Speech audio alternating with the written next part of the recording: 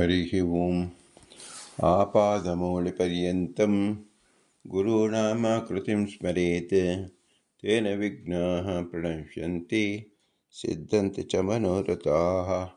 श्रीगुरुभ्यो नमः। परमगुरुभ्यो नमः। श्रीमदानन्दतीर्थभगवत्पादाचार्यगुरुभ्यो नमः। मन्मनोऽभीष्टवरदं सर्वाभीष्टफलप्रदं पुरन्दरगुरुं वन्दे दासश्रेष्ठं दयानिधिं विद्याविनयसम्पन्नान् शान्तादिगुणब्रह्मितान् सशास्त्रप्रवचनासक्तान् निलमिलार्यान् गुरून् भजे। पृथ्वीमण्डलमध्यस्थाः पूर्णबोधमतानगाः वैष्णवाः विष्णुहृदयाः तान् नमस्ते गुरुर्मम। हरिः ओಂ। ಶ್ರೀಶಾ ಪಾಹಿ ಅನಂತಕೋಟಿ ಬ್ರಹ್ಮಾಂಡ ಎಂಬುದು ಶ್ರೀ ಪುರಂದರದಾಸ ರಚಿಸಿದ ಭವ್ಯ ಗ್ರಂಥ. 180 ಗಜ್ಜೆಗಳು. ಶಾಸ್ತ್ರ ಪ್ರಮೇಯ 82ನೇ ಗಜ್ಜೆಯಿಂದ 92 ಗಜ್ಜೆಯವರೆಗೆ ನಾವು ಚಿಂತಿಸುತ್ತಿದ್ದೆವು. ಅಕ್ರೂರ ವರದ, ಅಂಬರೀಷ ವರದ, ನಾರದ ವರದ, ಪ್ರಹ್ಲಾದ ವರದ, ಗಜೇಂದ್ರ ವರದ, ಮುಚುಕುಂದ ವರದ, ಧ್ರುವ ವರದ, ವಿಭೀಷಣ ವರದ, ಪುಂಡರೀಕ ವರದ ಮತ್ತು ಪರಾಶರ ವರದ 10 ಜನ ವರದರನ್ನು ಶ್ರೀ ಪುರಂದರದಾಸರು ಇಲ್ಲಿ ಚಿಂತಿಸುವುದರ ಮೂಲಕ ಜೀವ ಪ್ರಕರಣವನ್ನು ತಿಳಿಸಿದ್ದಾರೆ. ಜೀವ ಪ್ರಕರಣದಲ್ಲಿ ಮುಖ್ಯವಾಗಿ ತಿಳಿಯಬೇಕಾದದ್ದು ಪಂಚಭೇದ ಮತ್ತು ತಾರತಮ್ಯ. ಪಂಚಭೇದವನ್ನು 3 ವಸ್ತುಗಳು, ಜಡ ಪ್ರಕೃತಿ ಮತ್ತು ಚೇತನ ಪ್ರಕೃತಿ ಮತ್ತು ಭಗವಂತ ಈಶ್ವರ, 3ರಿಂದ 5 ಭೇದಗಳು ಉಂಟಾಯಿತು. ಈ 5 ಭೇದಗಳನ್ನು ಹೇಗೆ ಗುರುತಿಸುವುದಂದರೆ ತಾರತಮ್ಯಯುಕ್ತವಾಗಿ ಗುರುತಿಸುವುದು. ಆದ್ದರಿಂದ ತಾರತಮ್ಯ ಜ್ಞಾನ ಎಂಬುದು ಅತ್ಯವಶ್ಯಕವಾಯಿತು. ತಾರತಮ್ಯದಲ್ಲಿ ಭಗವಂತ ತಾರತಮ್ಯ ಭಾವನೆ ಅವನಲ್ಲಿ ಇಲ್ಲ. ಆದರೆ ಅವನು ಈಶಕೋಟ ಪ್ರವಿಷ್ಟನಾಗಿ ಭಗವಂತನ ಸ್ವತಂತ್ರನಾದವನನ್ನು ಹೇಗೆ ತಿಳಿಯಬೇಕು ಎಂಬುದನ್ನು ಅವನ ಮುಖ್ಯವಾದ ಲಕ್ಷಣ ಗುಣಗಳನ್ನು ಆರಾಧನೆ ಮಾಡುವುದು ಅತಿ ಮುಖ್ಯವಾಗಿರುವುದರಿಂದ ಕೆಲವು ಗುಣಗಳನ್ನು ನಾವು ಚಿಂತಿಸಿದೆವು. ಪ್ರಸ್ತುತ ಗುಣ ಸಕಲ ಭಗವದ್ ರೂಪಗಳಿಗೆ ಸೃಷ್ಟಾದಿ ಕರ್ತೃತ್ವ ವಿಚಾರ.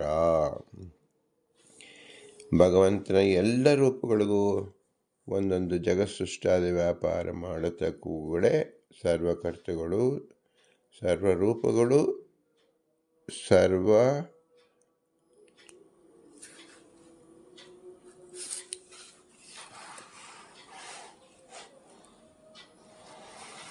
ಸರ್ವಗುಣವುಳ್ಳವುಗಳು ಎಂಬ ಉಕ್ತಿ ಇದೆ.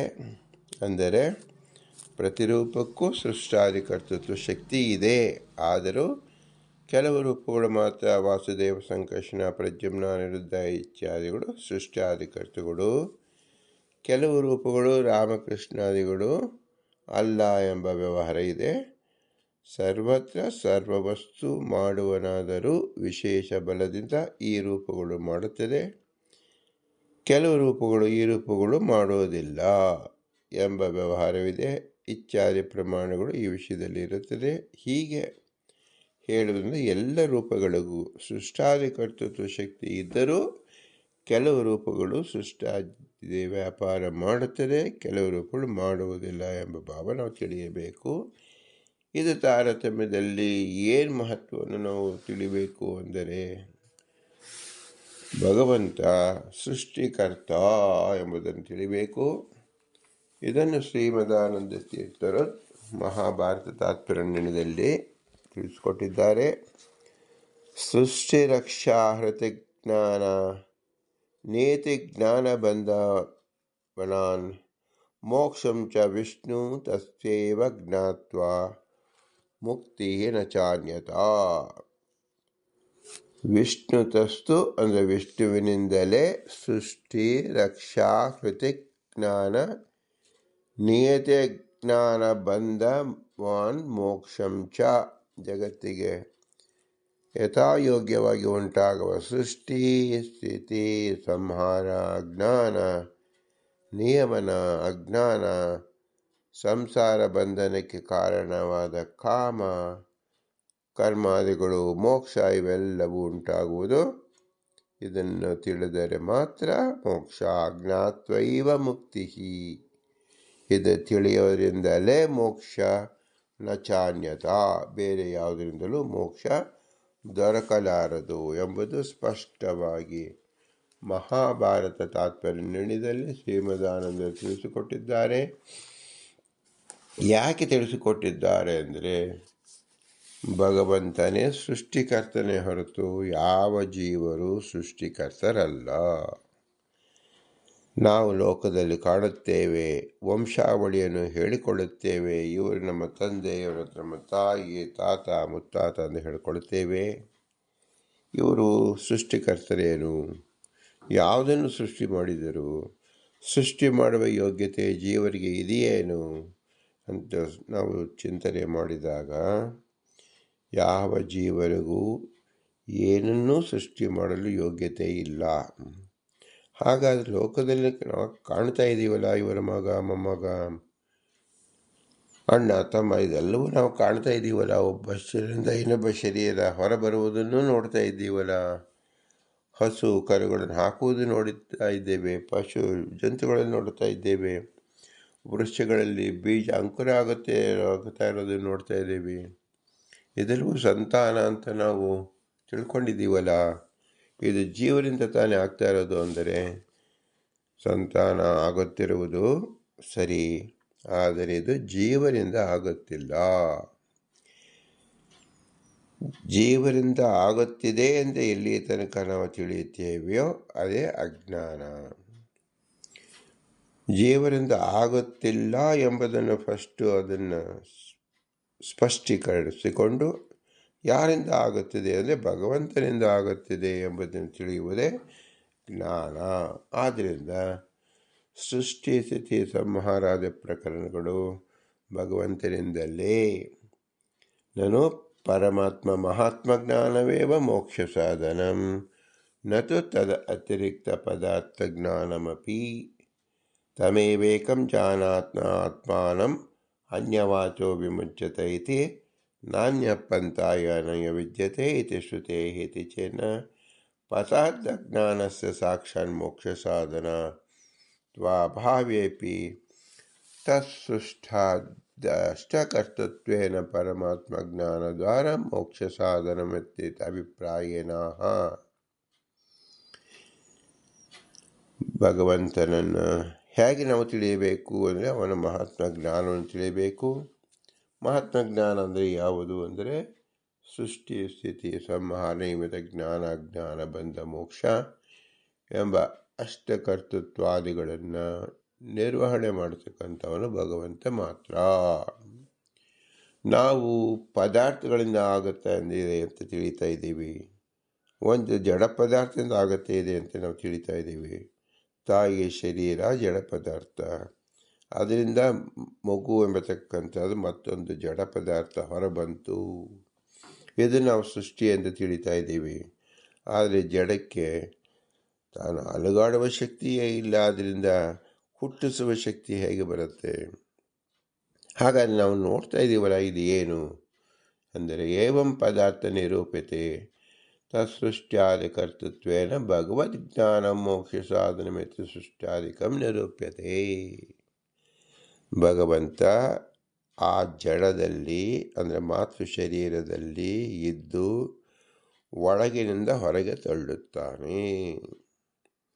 ಹೊರಗೆ ಬಂದ ಜಡರೂಪವಾದ ಶರೀರದಲ್ಲಿ ಒಬ್ಬ ಚೇತನವನ್ನು ಸ್ಥಾಪಿಸುವುದರ ಮೂಲಕ ಸೃಷ್ಟಿ ಎನಿಸುತ್ತಾನೆ. ಪರಮಾತ್ಮ ಮಹಾತ್ಮ ಜ್ಞಾನವೇ ಮೋಕ್ಷ ಸಾಧನವಾದದ್ದು. ಅದರ ವಿನಃ ಬೇರೆ ಪದಾರ್ಥ ಜ್ಞಾನಿಗಳು ಮೋಕ್ಷ ಸಾಧನವಲ್ಲ. ಮುಖ್ಯವಾಗಿ ಪರಮಾತ್ಮನೊಬ್ಬನೇ ತಿಳಿಯಲು ಪ್ರಯತ್ನ ಮಾಡಬೇಕು. ಆದ್ದರಿಂದ ಲೋಕವಾರ್ತೆಯನ್ನು ಇವರಿವರ ಮಕ್ಕಳು, ತಂದೆ, ತಾಯಿ, ಸಂತಾನ, ನಾವು ಏನು ತಿಳ್ಕೊಂಡಿದ್ದೀವಿ ಆ ಜ್ಞಾನವು ಸಮಂಜಸವಲ್ಲ, ಯಥಾರ್ಥವಲ್ಲ. ಪರಮಾತ್ಮ ಜ್ಞಾನ ಹೊರತಾಗಿ ಬೇರೆ ಯಾವುದು ಮೋಕ್ಷಕ್ಕೆ ಸಾಧನವಲ್ಲ. ಪದಾರ್ಥಗಳ ಜ್ಞಾನ ಸಾಕ್ಷಾತ್ ಮೋಕ್ಷಕ್ಕೆ ಸಾಧನವಲ್ಲ. ಆದರೆ ಇದರ ಸೃಷ್ಟ್ಯಾದಿ ಅಷ್ಟಕವನ್ನು ಮಾಡುವ ಪರಮಾತ್ಮ ಜ್ಞಾನದ ಮೂಲಕವೇ ಸಾಧ್ಯ ಎಂಬ ಅಭಿಪ್ರಾಯದಿಂದ ಈ ಜಡ ಪದಾರ್ಥವನ್ನು ತಿಳಿಸ್ತಾ ಇದ್ದಾರೆ. ಇಂತಹ ಸೃಷ್ಟಿಕರ್ತ ಭಗವಂತ ಜ್ಞಾನ ಮೋಕ್ಷ ಸಾಧನೆ ತಿಳಿಸೋಸಲುವಾಗಿ ಪದಾರ್ಥ ಸ್ವರೂಪವನ್ನು ಶ್ರೀಹರಿಕೃತ ಸೃಷ್ಟಿಯನ್ನು ಹೇಳುತ್ತಾರೆ. ಸೃಷ್ಟಾದಿಕರ್ತತ್ವೇನ ಪರಮಾತ್ಮ ಜ್ಞಾನ ಮೋಕ್ಷ ಸಾಧನಮಿತ್ಯತ್ರ ಪ್ರಮಾಣಂ ತು ನಿರ್ಣಯ ಪ್ರತಿಪಾದಿತಂ. ಸೃಷ್ಟಿರಕ್ಷಾ ಹೃತಿ ಜ್ಞಾನೇತ ಜ್ಞಾನ ಬಂಧನ ಮೋಕ್ಷಂತ ವಿಷ್ಣುತಸ್ತ್ವೈವ ಜ್ಞಾತ್ವಾ ಮುಕ್ತಿನ ಚಾನ್ಯತಾ ಇತಿ ಈಶಾವಾಸ್ಯ ಭಾಷ್ಯೇಪಿ ತಸ್ಮಾತ್ ಸರ್ವಗುಣಾತ್ಮಕಂ ಸರ್ವಕರ್ತಾರಂ ಈಶೇಷಂ ಸರ್ವಸಂಹಾರಕಾರಕಂ ಯೋ ವೇದ ಸಂಹೃತಿ ಜ್ಞಾನಾತ್ ದೇಹಸ್ಪಂದಾದಿ ವಿಮುಚ್ಯತೆ ಇತಿ. ಪರಮಾತ್ಮ ಪ್ರಳಯಾಂತೆ ಶಿಕ್ಷಾ ಭವತಿ. ನಮ್ಮ ಬಂಧನ ಹೋಗಬೇಕಾದರೆ ಯಾರಿಂದ ನಾವು ಬಂಧನಕ್ಕೆ ಒಳಗಾಗಿದ್ದೇವೆ ಅಂತ ತಿಳಿಯಬೇಕು. ಮೋಕ್ಷ ಸಾಧನವಾದ ಪರಮಾತ್ಮ ಜ್ಞಾನವಾದರೂ ಸೃಷ್ಟಿಯಾದ ಅಷ್ಟಕರ್ತೃತ್ವ ವಿಶಿಷ್ಟ ಜ್ಞಾನವೇ ಎಂದು ನಿರ್ಣಯದಲ್ಲಿ ಹೇಳಲ್ಪಟ್ಟಿದೆ. ನಮ್ಮ ಹುಟ್ಟು ಬಾಳು ಬೀಳು ಜ್ಞಾನ ಅಜ್ಞಾನ ಬಂಧ ನಿಯಮ ಮೋಕ್ಷ ಇವೆಲ್ಲವೂ ಕೇವಲ ವಿಷ್ಣುವಿನಿಂದಲೇ ಎಂದು ದೃಢವಾಗಿ ತಿಳಿದರೆ ಮೋಕ್ಷ, ಇಲ್ಲವಾದರೆ ಮೋಕ್ಷವಿಲ್ಲ. ಹಾಗೆ ಈಶಾವಾಸ್ಯ ಉಪನಿಷತ್ತಿನಲ್ಲೂ ಸರ್ವಕರ್ತನಾದ್ದರಿಂದ ಅನಂತ ಕಲ್ಯಾಣ ಗುಣ ಸ್ವರೂಪ ಪರಬ್ರಹ್ಮ ಮಾತ್ರ, ಇವನೇ ಜಗತ್ಸಂಹಾರ ಕಾರಣ. ಹೀಗೆ ತಿಳಿದರೆ ಸಂಸಾರ ಬಂಧನದಿಂದ ಮುಕ್ತನಾಗುತ್ತಾನೆ. ಸಂಹಾರ ಯಾವುದು? ನಾವು ಇರತಕ್ಕಂಥ ಸಂಸಾರವನ್ನು ಸಂಹಾರ ಮಾಡಿದಾಗ ನಮಗೆ ನಿಜವಾದ ಸ್ವರೂಪ ಆವಿರ್ಭಾವ ರೂಪವಾದ ಮೋಕ್ಷ ದೊರೆಯುತ್ತದೆ. ಆದ್ದರಿಂದ ಭಗವಂತನನ್ನು ಏನಂತ ಉಪಾಸನೆ ಮಾಡಬೇಕು? ಸರ್ವ ಸಂಹಾರಕರ್ತ ಅಂತ ನಾವು ಉಪಾಸನೆ ಮಾಡಬೇಕು. ಸರ್ವ ಸೃಷ್ಟಿಕರ್ತ ಎಂಬತಕ್ಕಂಥದ್ದನ್ನು ನಾವು ಸಂಸಾರಕ್ಕೆ ಬಂದಾಗಲೇ ಆಗಿ ಹೋಗಿದೆ. ಈಗ ಸಂಸಾರದಲ್ಲಿದ್ದೇವೆ. ಇದರ ವಿಮುಕ್ತಿಗೋಸ್ಕರವಾಗಿ ಸಂಹಾರಕರ್ತ ಅಂತ ಉಪಾಸನೆ ಮಾಡಬೇಕು. ಇದು ಭಗವಂತ ಮಾಡ್ತಾನೇನು ಎಂದರೆ ಸಕಲ ಪುರಾಣದಲ್ಲಿ ಸರ್ವಮೂಲದಲ್ಲಿ ಪುಷ್ಕಳವಾಗಿ ತಿಳಿಸಿದೆ. ಪ್ರಳಯದ 8ನೇ ಭಾಗದ ಒಂದು ಭಾಗದಲ್ಲಿ ಆದಿ ಸೃಷ್ಟ ಎಂಬುದು ಪ್ರಾರಂಭವಾಗುತ್ತದೆ. ಪರಮಾತ್ಮ ಜಗತ್ತನ್ನು ಸೃಷ್ಟಿಸಲು ಒಂದು ಇಚ್ಛೆ ಮಾಡುತ್ತಾನೆ. ಮಹತ್ವಾದಿಗಳಿಂದ 14 ಕಳೆಯಿಂದ ಕೂಡಿದ ಪುರುಷಾಕಾರದ ರೂಪವನ್ನು 14 ಗುಣ ಸೃಷ್ಟಿ ಇಚ್ಛೆಯಿಂದ ಶ್ರೀಹರಿ ತೆಗೆದುಕೊಂಡ ಎಂದು ಶ್ರೀ ಭಾಗವತದಲ್ಲಿ ಪ್ರಥಮ ಸ್ಕಂದ ಹೇಳುತ್ತದೆ. ಈಶಾವಾಸ್ಯ ಭಾಷೆಯಲ್ಲಿ ವ್ಯಾಪ್ತನಾದ ಸ್ವಾಮಿ ತನ್ನ ಇಚ್ಛೆಯಿಂದ ಅನಂತ ಕಾಲವಾದ ಪ್ರಕೃತಿಯನ್ನು ಸೃಷ್ಟಿ ಮಾಡಿದನು ಎಂದು ಮಾಂಡೂಕ್ಯ ಭಾಷೆಯಲ್ಲಿ ಪರಮಾತ್ಮ ತನ್ನ ವಿಕಾರಹಿತವಾದ ಜ್ಞಾನಾನಂದಾತ್ಮಕವಾದ ಇಚ್ಛಾ ಮಾತೆಯಿಂದಲೇ ಜಗತ್ತನ್ನು ತನ್ನ ವಿಕಾರರಹಿತವಾದ ಜ್ಞಾನ ಆನಂದಾತ್ಮಕವಾದ ತನ್ನ ಇಚ್ಛಾ ಮಾತಿನಿಂದಲೇ ಜಗತ್ತನ್ನು ಸೃಜಿಸಿದನು ಬ್ರಹ್ಮಾದಿಗಳು ಎಂದು ಹೇಳುತ್ತಾರೆ ಎಂದು ಶ್ರುತಿಯಾದರೂ ಪ್ರಭುವಿನ ಸೃಷ್ಟಿ ಅವನ ಇಚ್ಛಾ ಮಾತ್ರವೇ ಆಗಿರುವುದು ಎಂದು ತಿಳಿಯಬೇಕು. ಪ್ರಳಯದ ನಂತರ ಪರಮಾತ್ಮ ಸೂಕ್ಷ್ಮ ಪ್ರಕೃತಿಯನ್ನು ಪ್ರವೇಶಿಸಿ ಶೋಭಿಸುತ್ತಾನೆ, ಕಾರ್ಯೋನ್ಮುಖವಾಗಿ ಮಾಡುತ್ತಾನೆ. ನಂತರ ಸತ್ವ ರಜಸ್ ತಮ ಗುಣಗಳಿಂದ 3 ವಿಭಾಗ ಮಾಡಿ ಮಹತ್ವಾದಿ ಅಂಡ ಪರ್ಯಂತ ತತ್ವಗಳನ್ನು ತದ ಅಭಿಮಾನಿ ದೇವತೆಗಳಾದ ಬ್ರಹ್ಮಾದಿಗಳನ್ನು ಸೂಚಿಸುತ್ತಾನೆ. ಅನಂತರ ಚೇತನ ಅಂಶಗಳನ್ನು ತನ್ನ ಹೊಟ್ಟೆಯಲ್ಲಿಟ್ಟುಕೊಂಡು ಬ್ರಹ್ಮಾಂಡವನ್ನು ಪ್ರವೇಶಿಸುತ್ತಾನೆ. ನಂತರ ದೇವಮಾನದಿಂದ 1000 ವರ್ಷ ನಂತರ ತನ್ನ ಹೊಕ್ಕಳಿಂದ ಪದ್ಮವನ್ನು ಹುಟ್ಟಿಸುತ್ತಾನೆ. ಆ ಪದ್ಮದಲ್ಲಿ ಬ್ರಹ್ಮನನ್ನು ಹುಟ್ಟಿಸಿ ಪ್ರಕಾಶ ಮಾಡಿಸುತ್ತಾನೆ. ಆ ಪ್ರಕೃತಿಯಲ್ಲಿ ಪ್ರವೇಶಿ ಕ್ಷೋಭೆಗೊಳಿಸುತ್ತಾನೆ. ಕ್ಷೋಭೆ ಎಂದರೆ ಕಾರ್ಯೋನ್ಮುಖ ಮಾಡುವುದು ಎಂದರ್ಥ. ತೃತೀಯ ಸ್ಕಂದ ತಾತ್ಪರ್ಯದಲ್ಲಿ ಪ್ರಕೃತಿಯನ್ನು ಕ್ಷೋಭೆಗೊಳಿಸುವ ರೂಪ ನಾರಾಯಣ ನಾಮಕ ಎಂದು ಹೇಳಿದೆ. ಪ್ರಕೃತಿಯಿಂದ ಮಹತ್ವವನ್ನು ಸೃಜಿಸುವ ಪುರುಷೋತ್ತಮನೇ ಎಂದಿದೆ. ಹೀಗೆ ಭಗವಂತ ಮೂಲ ರೂಪದಲ್ಲಿ ಪ್ರಕೃತಿಯನ್ನು ಪುರುಷನನ್ನು ತಾನೇ ಸೃಷ್ಟಿಸಿದ. ಅವನ ಮೂಲಕವಾಗಿ ಬ್ರಹ್ಮಾದಿ ದೇವತೆಗಳೆಲ್ಲರೂ ಸೃಷ್ಟರಾದರು.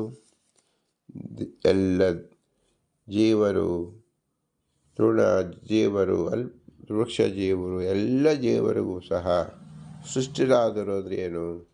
ಜಡ ರೂಪವಾದ ಶರೀರವನ್ನು ಸಂಬಂಧವನ್ನು ಕಲ್ಪಿಸಿದರು ಎಂದರ್ಥ.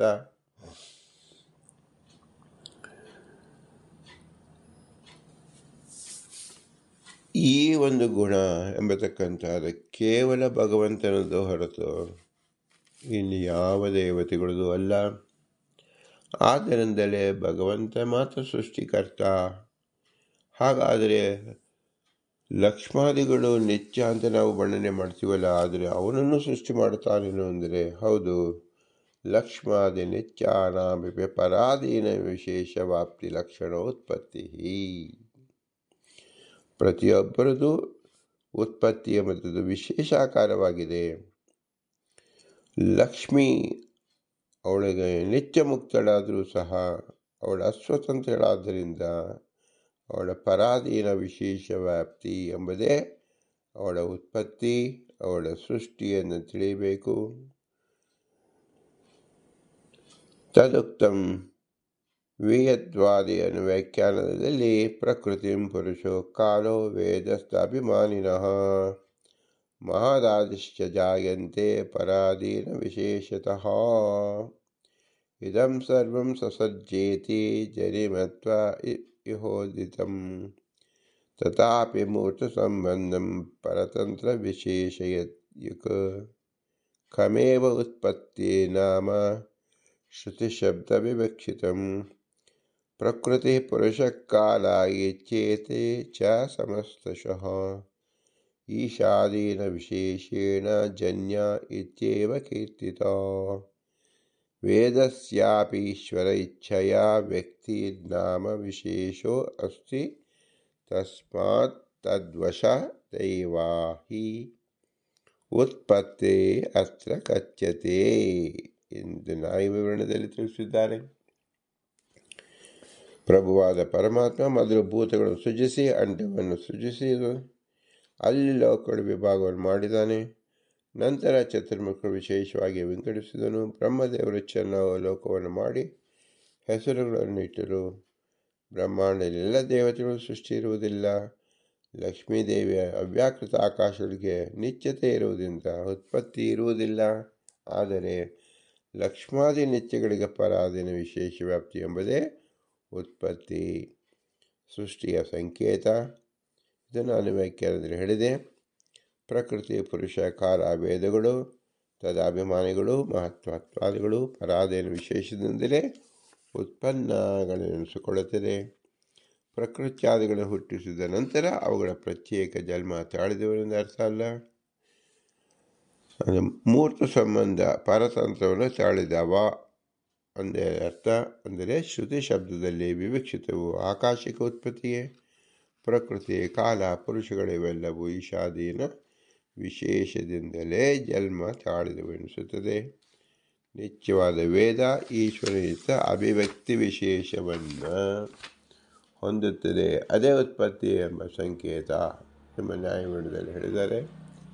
ಪರಾಧೀನ ವಿಶೇಷ ಮಾತ್ರಂತೂ ಅವ್ಯಾಕೃತ ಆಕಾಶಸ್ತದ ಅಭಿಮಾನಿ ಪ್ರಕೃತಿಶ್ಚ ಸಮವೇವೈತಿ ವಿಯತ್ವಾದಿ ಸುಧಾಯಾಮಪಿ ಪ್ರಕೃತ್ಯಾದಿ ಅಭಿಮಾನಿ ದೇವತಾಯಾಃ ಪರಾಧೀನ ವಿಶೇಷ ವ್ಯಾಪ್ತಿ ವಿಶದಯತಿ ಪುರುಷ ಇತಿ ಯಸ್ಮಾತ್ ಪುರುಷಾಧೀನಂ ರಮಾಭಿಮಾನಿನಿ ಸಾ ಚ ಏಕ ಏವ ದೇಹಾದಿಭೇದರಹಿತಃ ತಸ್ಮಾತ್ ಭಗವದಿಚ್ಛೆಯಾ ಸುಶಿಕ್ಷುಃ ವಿಶೇಷಂ ಪ್ರಾಪ್ತೇವ ಸೃಷ್ಟುಃ ಇತ್ಯುದಿತೇತಿ ಮಹಾರಾಜ ಸೃಷ್ಟಿತ್ವತ್ ಬ್ರಹ್ಮಕಲ್ಪೆ ಭೂರಾದಿ ಲೋಕತ್ರಯಸ್ಯ ನ ಏಕವಾರಂ ಸೃಷ್ಟಿ ಕಿಂತು ಪ್ರತಿದಿನಂ ಇತ್ಯಾಹ ಬ್ರಹ್ಮಣ ಪ್ರತಿದಿನಂ ಭೂರ್ಭುವಃ ಸ್ವ ಇತಿ ಲೋಕಾರಂ ತ್ರಯಾಣಂ ಸೃಷ್ಟಿ ವಿನಾಶೌ. ಪರಾಧೀನ ವಿಶೇಷ ಮಾತ್ರದಿಂದ ಅವ್ಯಾಕೃತ ಆಕಾಶ ಅದರ ಅಭಿಮಾನಿ ಪ್ರಕೃತಿ ಸಮವೆಂದು ಹೇಳಿರುತ್ತೆ. ವಿಯತ್ವಾಧಿಕರಣ ಸುದೆಯಲ್ಲಿ ಪ್ರಕೃತ್ಯಾದಿ ತ್ರಯಾಭಿಮಾನಿ ದೇವತೆಗಳು ಪರಾಧೀನ ವಿಶೇಷ ವ್ಯಾಪ್ತಿ ಎಂದರೇನೆಂಬುದನ್ನು ವಿಂಗಡಿಸಿರುತ್ತಾರೆ. ಪ್ರಕೃತಿ ಕಾಲ ಪುರುಷರಿಗೆ ಲಕ್ಷ್ಮಿ ಅಭಿಮಾನಿಯು, ಅವಳೊಬ್ಬಳೇ ದೇಹಿ, ಇವಳು ಭೇದರಹಿತಳು ಅಂದರೆ ಅಕ್ಷರಗಳು ಅಂತ ಹೇಳ್ತಾರೆ. ದೇಹನಾಶ ಎಂದಿಗೂ ಇಲ್ಲದವಳು, ಆದ್ದರಿಂದಲೇ ಭಗವದೀಚ್ಛೆಯಿಂದ ಪ್ರಕೃತ್ಯಾದಿಗಳಲ್ಲಿ ಅಭಿಮಾನ ಮಾಡುವಳು, ಆದ್ದರಿಂದ ಸೃಷ್ಟಳು ಎಂಬ ಸಂಕೇತದಿಂದ ಹೇಳಿದ್ದಾರೆ. ಬ್ರಹ್ಮಕಲ್ಪದಲ್ಲಿ ಮಹದಾದಿ ಸೃಷ್ಟಿಯಂತೆ ಭೂರ್ಭುವ ಸ್ವರ್ಗಗಳೆಂಬ 3 ಲೋಕಗಳಿಗೆ ಒಂದೇ ಸಲವಲ್ಲ, ಬ್ರಹ್ಮದೇವರ ಪ್ರತಿದಿನದಲ್ಲೂ ಸೃಷ್ಟಿ ಲಯಗಳು ಎಂದು ತಿಳಿಸುತ್ತಾರೆ. ಅದನ್ನು ಭಾಗವತದಲ್ಲಿ ತಿಳಿಸಿದ್ದಾರೆ. ಏಷಃ ದೈನಂದಿನ ಸರ್ಗೋ ಬ್ರಹ್ಮತ್ರೈಲೋಕ್ಯ ವರ್ತಮನ ತಿರ್ಯಕ್ಷೃಪಿತೃದೇವಾನಾಂ ಸಂಭವೋ ಯತ್ರ ಕರ್ಮಭಿಃ ಇತಿ ಬ್ರಹ್ಮಣ ಪ್ರತಿದಿನಂ ಸೃಷ್ಟಿಲಯಂ ಇತ್ಯುಕ್ತಂ ತತ್ರ ಬ್ರಹ್ಮದಿನಂ ಕೀದೃಶಂ ಇತ್ಯಾಕಾಂಕ್ಷಾಯಂ ತತ್ಪರಿಮಾಣಂ ಚತುರ್ಯುಗ ಸಹಸ್ರಾಣಿ ಬ್ರಹ್ಮಣಂ ಏಕದಿನಂ. ತೃತೀಯ ಸ್ಕಂದ ಭಾಗವತದಲ್ಲಿ ಬ್ರಹ್ಮದೇವರ ದಿನ ಸೃಷ್ಟಿ, ಭೂಲೋಕ, ಪುವರ್ಲೋಕ, ಸ್ವರ್ಗಲೋಕವನ್ನು ಪರಿವರ್ತಿಸುವುದು, ತನ್ನ ಒಂದೊಂದು ದಿನದಲ್ಲೂ ಪಶು ಪಕ್ಷಿ ಮನುಷ್ಯ ಪಿತೃದೇವತೆಗಳಿಗೆ ಅವರವರ ಕರ್ಮಾನುಸಾರ ಜನ್ಮಾಲಯಗಳನ್ನು ಹೊಂದಿಸುವುದು. ಅಂತಹ ಜನ್ಮ ಬ್ರಹ್ಮದಿನದ ಮಾನ ಎಷ್ಟು ಅಂದರೆ ಕೃತ, ತ್ರೇತ, ದ್ವಾಪರ, ಕಲಿಯುಗ ಈ 4 ಯುಗಗಳ 1,000 ಸಲ ಹೊರಡಿಸುವುದೇ ಚತುರ್ಮುಖ ಬ್ರಹ್ಮದೇವರ ಒಂದಿನ. ಇದು ತೃತೀಯ ಭಾಗವತದಲ್ಲಿ ತಿಳಿಸಿದ್ದಾರೆ. ಯಾತಕ್ಕೋಸ್ಕರವಾಗಿ ಹೀಗೆ ಕಾಲ ಮತ್ತು ದೇಶವನ್ನು ನಮಗೆ ವಿಶೇಷವಾಗಿ ತಿಳಿಸ್ಕೊಡ್ತಾ ಇದ್ದಾರೆ ಅಂದರೆ, ಕಾಲ ಎಂಬುದು ನಿತ್ಯ, ಪ್ರಕೃತಿ ಎಂಬುದು ನಿತ್ಯ, ಲಕ್ಷ್ಮಿಯು ನಿತ್ಯ. ಆದರೂ ಸಹ ಅವರಿಗೆ ದೇಹ ಸಂಬಂಧವನ್ನು ಹುಟ್ಟಿಸುವುದೇ, ಲಕ್ಷ್ಮೀದೇವಿಗೆ ಅಭಿಮಾನವನ್ನು ಹುಟ್ಟಿಸುವುದೇ ಪರಾಧೀನ ವ್ಯಾಪ್ತಿ ಲಕ್ಷಣ. ಅದು ಸೃಷ್ಟಿ ಎನಿಸಿಕೊಳ್ಳುತ್ತದೆ. ಕಾಲವನ್ನು ಈ ಸೃಷ್ಟಿ ಸಂಬಂಧಕ್ಕೆ ಹೊಂದಿಸುವುದೇ ಕಾಲಕ್ಕೆ ಸೃಷ್ಟಿ ಎನಿಸುತ್ತದೆ. ಪ್ರಕೃತಿಯನ್ನು ಸಕಲ ಜೀವರಲ್ಲಿ 3 ಗುಣಗಳಿಂದ ಸತ್ವಗುಣ, ರಜೋಗುಣ, ತಮೋಗುಣ ಮಿಶ್ರಿತವಾಗಿ ಲಿಂಗ ಶರೀರದ ಉತ್ಪತ್ತಿಯನ್ನು ಮಾಡಿ ಬಂಧಿಸುವುದೇ ಸೃಷ್ಟಿ ಎನಿಸುತ್ತದೆ.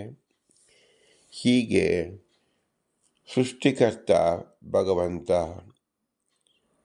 ಸ್ಥಿತಿಕರ್ತ ಭಗವಂತ, ನಿಯಮನಕರ್ತ ಭಗವಂತ, ಸಂಹಾರಕರ್ತ ಭಗವಂತ, ಜ್ಞಾನಾಜ್ಞಾನ ಬಂಧ ಮೋಕ್ಷ. ಹೀಗೆ ಜನ್ಮಾದ್ಯಸ್ಯತಃ ಎಂಬತಕ್ಕಂಥ ಬ್ರಹ್ಮಸೂತ್ರದಲ್ಲಿ ವೇದವ್ಯಾಸ ದೇವರು ತಿಳಿಸಿಕೊಟ್ಟಿದ್ದಾರೆ. ಜಗಜ್ಜನ್ಮಾದಿ ಕಾರಣತ್ವ ಭಗವಂತ ಎಂದು ತಿಳಿದಾಗ ನಾವು ನಮ್ಮ ತಂದೆ ತಾಯಿಯರು ನಮಗೆ ಕಾರಣರು ಅಂತ ಹೇಳುವುದು ಅದು ಭ್ರಮೆ. ಏಕೆಂದರೆ ಇವರೆಲ್ಲರೂ ಅಸ್ವತಂತ್ರರು. ಅವರೇ ಇನ್ನೊಬ್ಬರಿಂದ ಹುಟ್ಟಿ ಬಂದಿದ್ದಾರೆ. ಒಬ್ಬರು ಇನ್ನೊಬ್ಬರಿಂದ ಹುಟ್ಟಿ ಬಂದಿದ್ದ ಮೇಲೆ ಅವರನ್ನು ಇನ್ನೊಬ್ಬರಿಗೆ ಹುಟ್ಟಿಸುವ ಅಧಿಕಾರವೇ ಇಲ್ಲ. ಇದು ನಾವು ಮೊಟ್ಟ ಮೊದಲು ತಿಳಿಯಬೇಕು. ಇದು ಜೀವರಿಗೂ ಮತ್ತು ಭಗವಂತನಿಗೂ ಭಿನ್ನವಾಗಿ ತಾರತಮ್ಯದಲ್ಲಿ ಉತ್ಕೃಷ್ಟತೆಯನ್ನು ತಿಳಿಸುವ ಅಂಶವಾಗಿದೆ. ಭಗವಂತನಿಗೆ ಹುಟ್ಟು ಇಲ್ಲ, ಸಾವು ಇಲ್ಲ. ಅವನು ನಿತ್ಯ ನಿರಂತರ ಅನಂತ ಗುಣಗಳಿಂದ ಸದಾ ಕೂಡಿರುತ್ತಾನೆ. ಆದ್ದರಿಂದಲೇ ಭಗವಂತ ಜಗಜ್ಜನ್ಮಾದಿ ಕಾರಣತ್ವ ಭಗವಂತನಿಗೆ ನಿಮಿತ್ತ ಕಾರಣನಾಗಿ ಇದ್ದಾನೆ. ಎಲ್ಲ ಜೀವರ ಹುಟ್ಟುವಿಗೂ ಅಂದರೆ ಲಿಂಗ ಶರೀರದಿಂದ ಜಡ ಶರೀರದಲ್ಲಿ ಸಂಸಾರಕ್ಕೆ ಬರೋಕ್ಕೆ ಕಾರಣ ಭಗವಂತನಿಂದಲೇ. ಹಾಗಾದರೆ ಭಗವಂತ ಎಲ್ಲ ಕಾಲದಲ್ಲೂ ಸೃಷ್ಟಿ ಮಾಡಿದ್ದಾನೇನು ಅಂತ ಸಂಶಯ ಪಟ್ಟರೆ, ಭಗವಂತನ ಅನಂತ ರೂಪಗಳು ಅನಂತ ಕಾಲಕ್ಕೂ ಅನಂತ ದೇಶದಲ್ಲೂ ಹೇಗಿದೆಯೋ ಆ ಎಲ್ಲ ರೂಪಗಳಲ್ಲಿಯೂ ಸಹ ಭಗವಂತನ ಎಲ್ಲ ಗುಣಗಳು ಪೂರ್ಣವಾಗಿರುತ್ತದೆ. ಪೂರ್ಣಸ್ಯ ಪೂರ್ಣಮಾದಾಯ ಪೂರ್ಣಮೇವಾಭವಿಷ್ಯತಿ. ಭಗವಂತನ ಒಂದೊಂದು ರೂಪದಲ್ಲೂ ಸಹ ಭಗವಂತನಿಗೆ ಎಲ್ಲ ಕ್ರಿಯೆಗಳು ಗುಣಗಳು ತುಂಬಿ ತುಳುಕಾಡುತ್ತದೆ. ಆದರೆ ಹಿಂದೆ ನಾವು ತಿಳಿದಂತೆ ಕೆಲವರಲ್ಲಿ ಶಕ್ತಾತ್ಮಕ, ಕೆಲವರಲ್ಲಿ ವ್ಯಕ್ತಾತ್ಮಕವಾಗಿ ನಾವು ತಿಳಿದುಕೊಳ್ಳಬೇಕು. ಭಗವಂತ ನಮ್ಮ ತಾಯಿಯಲ್ಲಿ ನಿಂತು, ತಾಯಿ ಅಂದರೆ ಬಿಂಬರೂಪನಲ್ಲಿ ನಿಂತಿದ್ದಾನೆ. ಅವನು ತಾಯಿಯರ ಆ ಜೀವನ ಕರ್ಮಾನುಸಾರಿಯಾಗಿ ಇನ್ನೊಂದು ಜೀವವನ್ನು ಉಂಟಾಗುವ ಜಡದೇಹವನ್ನು ಅವರ ಉದರದಲ್ಲಿ ಸೃಷ್ಟಿಸಿ, ಆ ಉದರದಲ್ಲಿ ನಾವು ಎಂಬತಕ್ಕಂಥ ಚೇತನವನ್ನು ತುಂಬಿಸಿ, ನಂತರ ಮಾತೃದ್ವಾರದಿಂದ ಹೊರಗಡೆ ಸಂಸಾರಕ್ಕೆ ಬರುವಂತೆ ಮಾಡುತ್ತಾನೆ. ಈ ಸಂಸಾರದಲ್ಲಿ ಬಂದ ಮೇಲೆ ನಾವು ಏನು ತಿಳಿದುಕೊಳ್ಳುತ್ತೇವೆ? ನಮ್ಮ ತಾಯಿಯಿಂದ ನಾವು ಬಂದೆವು ಅಂತ. ತಾಯಿಗೆ ತಾನು ಗಂಡನ್ನು ಹೊತ್ತಿದ್ದಾರೋ ಹೆಣ್ಣು ಜೀವವನ್ನು ಹೊತ್ತಿದ್ದಾಳೋ ಎಂಬುದೇ ಗೊತ್ತಿರುವುದಿಲ್ಲ. ಅದರ ಕೈಗೆ 5 ಬೆರಳುಗಳಿದೆಯೋ 4 ಬೆರಳುಗಳಿದೆಯೋ ಗೊತ್ತಾಗುವುದಿಲ್ಲ. 1 ಕಣ್ಣು ಇದೆಯೋ, ಯಾವ ಇಂದ್ರಿಯಗಳ ಕೆಲಸ ಮಾಡುತ್ತದೆ ಏನೂ ಗೊತ್ತಿರುವುದಿಲ್ಲ. ಯಾವ ದೇಹದ 1 ರೋಮದ ಜ್ಞಾನವೂ ಆ ತಾಯಿಗೆ ಜ್ಞಾನ ಇರುವುದಿಲ್ಲ. ಹೀಗಿದ್ದಲ್ಲಿ ತಾಯಿ ಜನಕ ಹುಟ್ಟಿಸಿದಳು ಅಂತ ನಾವು ಯಾವ ಮುಖದಿಂದ ಹೇಳುವುದು? ಹಾಗಾದರೆ ಇದು ಏನು ಅರ್ಥ ಅಂದರೆ, ಭಗವಂತನೇ ಆಯಾ ಜೀವನ ಅನಾದಿ ಕರ್ಮ ಕಾಮಕರ್ಮಗಳ ದೆಸೆಯಿಂದ ವಿವಿಧ ಜಡ ಶರೀರವನ್ನು ಹೊಂದಿಸಿ ಸಾಧನೆಗೆ ಯೋಗ್ಯವಾದ ಅವಕಾಶವನ್ನು ಕಲ್ಪಿಸುತ್ತಾನೆ. ಕಲ್ಪಿಸುವುದು ಅಂದರೆ ಸೃಷ್ಟಿ. ಎಲ್ಲ ಜೀವರನ್ನು ಸಾಧನೆಗೋಸ್ಕರ ತಂದು ಇಡುತ್ತಾನೆ ಎಂಬತಕ್ಕಂಥದ್ದು ನಿಯಮನ. ಹೀಗೆ ಸೃಷ್ಟಿ, ಸ್ಥಿತಿ, ಸಂಹಾರ. ಈಗ ನಾವು ಏನು ಕೇಳಿಕೊಳ್ಳಬೇಕು? ಸಂಸಾರ ವ್ಯವಸ್ಥೆಯಲ್ಲಿ ಬಂದು ದುಃಖಿತರಾಗಿದ್ದೇವೆ, ನಿನ್ನ ಜ್ಞಾನವನ್ನು ಚೆನ್ನಾಗಿ ಕೊಡು, ನಿನ್ನ ಪಾದದಲ್ಲಿ ರತಿಯನ್ನು ಇರಿಸು ಮತ್ತು ಈ ಸಂಸಾರದಿಂದ ಬಿಡುಗಡೆ ಮಾಡು ಎಂದು ನಾವು ಸಂಹಾರ ಕ್ರಿಯೆಯನ್ನೇ ಕೇಳ್ಕೊಳ್ತಾ ಇದ್ದೀವಿ. ಯಾಕೆ ಸಂಹಾರ ಕ್ರಿಯೆಯನ್ನು ಕೇಳಿಕೊಳ್ಳಬೇಕು? ನಮಗೆ ಬಂಧನದಲ್ಲಿದ್ದೇವೆ. ಬಂಧನೋಪಾಯ ಅಂದರೆ ಭಗವಂತನ ಸಂಹಾರ ಕರ್ತೃತ್ವವನ್ನು ನಾವು ಉಪಾಸನೆ ಮಾಡುವುದೇ ಆಗಿದೆ. ಆದ್ದರಿಂದ ನಾವು ತಾರತಮ್ಯದಲ್ಲಿ ಭಗವಂತನ ವಿಶೇಷವಾದ ಗುಣ ಇದು ಯಾವ ಜೀವರಲ್ಲೂ ಕೂಡುವುದಿಲ್ಲ, ಕಾಣುವುದಿಲ್ಲ, ಯೋಗ್ಯತೆಯೇ ಇಲ್ಲ. ಭಗವಂತನಿಗೂ ಮತ್ತು ಜೀವರಿಗೂ ತಾರತಮ್ಯದಲ್ಲಿ ಹೊಂದಾಣಿಕೆ ಮಾಡಲಿಕ್ಕೆ ಭಗವಂತನ ಯಾವ ಗುಣವೂ ಒಂದು ತೃಣಪ್ರಾಯವೂ ಜೀವನದಲ್ಲಿ ಬರೋಕ್ಕೆ ಸಾಧ್ಯವಿಲ್ಲ ಎಂಬುದನ್ನು ನಿರ್ದೇಶನ ಮಾಡುವುದಕ್ಕೆ ಭಗವಂತ ಸೃಷ್ಟಿಕರ್ತ ಎಂಬುದನ್ನು ನಾವು ತಿಳಿಯಬೇಕು. ಅವನು ಯಾವುದೇ ಅವತಾರದಲ್ಲಿರಲಿ, ಎಲ್ಲ ಅವತಾರವಾಗಲಿ ರೂಪವಾಗಲಿ ಅವನ ಅನಂತ ರೂಪಗಳಲ್ಲಿ ಅನಂತ ಗುಣಗಳಿಂದಲೇ ತುಂಬಿರುತ್ತಾನೆ.